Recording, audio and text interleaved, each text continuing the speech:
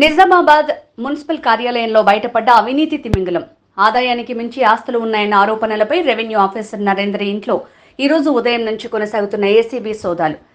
భారీగా నగదు, బంగారు ఆభరణాలు, ఆస్తులు స్వాధీనం. నరేంద్ర ఇంటితో పాటు కార్యాలయం, బంధువుల ఇళ్లలో కూడా అధికారుల తనిఖీలు. ఏసీబీ సోదాల్లో పట్టుబడ్డ 2,93,81,000 నగదు. నరేంద్ర బ్యాంకు ఖాతాల్లో 1,10,00,000 గుర్తింపు, 6 కేజీల బంగారు ఆభరణాలు, 17 స్థిరాస్తుల గుర్తింపు. మొత్తం 6,07,00,000 విలువ గల ఆస్తులను గుర్తించిన ఏసీబీ.